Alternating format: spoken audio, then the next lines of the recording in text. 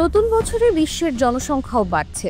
যুক্তরাষ্ট্রের আদমশুমারি ব্যুরোর তথ্য অনুযায়ী গত বছরের শেষ দিন পর্যন্ত বিশ্বে প্রায় 7,10,00,000 শিশু জন্মগ্রহণ করেছে। ফলে বুধবার নতুন বছরের শুরুতেই বিশ্বের জনসংখ্যা হবে প্রায় 809 কোটি। সংস্থাটি জানিয়েছে, গত বছর বিশ্বের সবচেয়ে জনবহুল দেশ ছিল ভারত। দেশটির আনুমানিক জনসংখ্যা প্রায় 141 কোটি। যুক্তরাষ্ট্রের আদমশুমারি ব্যুরো বলছে, 1 জানুয়ারি বিশ্বের আনুমানিক জনসংখ্যা হবে 809,20,34,511, যা গত বছরের তুলনায় 0.89% বেশি।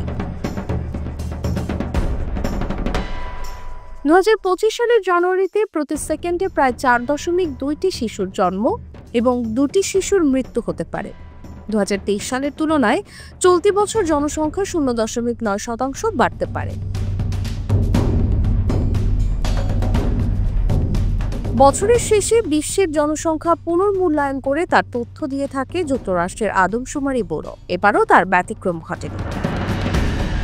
সংস্থাটির তথ্য অনুযায়ী নতুন বছরের জানুয়ারি মাসে যুক্তরাষ্ট্রে প্রতি 9 সেকেন্ডে একটি শিশুর জন্ম এবং 9.4 সেকেন্ডে একটি শিশুর মৃত্যু হতে পারে। এছাড়া প্রতি 23.2 সেকেন্ডে একজন আন্তর্জাতিক অভিবাসী যুক্তরাষ্ট্রের নাগরিক হবেন। 2024 সালের জুলাই মাসে ভারতের জনসংখ্যা দাঁড়ায় 140,91,28,296 জনে। সে সময় দেশটি বিশ্বের সবচেয়ে জনবহুল দেশের তকমা অর্জন করে নেয়।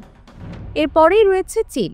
দেশটির জনসংখ্যা 140,79,29,929। চীনের পরেই রয়েছে যুক্তরাষ্ট্র।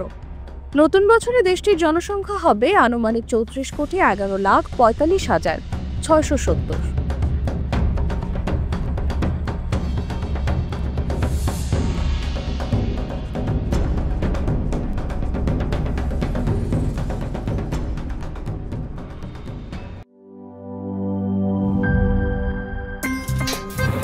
আমার একটা স্মার্ট সিদ্ধান্তে 25% গ্যাসের খরচ কমেছে। ভাবছেন কিভাবে? সাধারণ গ্যাস স্টোভ বদলে আমি এনেছি আরএফএল গ্যাস স্টোভ। এর সাইন্টিফিক নজল ও ব্রাস বার্নার ক্যাপ সমানভাবে তাপ ছড়িয়ে রান্না করে দ্রুত। তাই গ্যাসও বাঁচায় 25%, টাকাও বাঁচে 25%। আরএফএল গ্যাস স্টোভ নিরাপদ ও গ্যাস সাশ্রয়ী।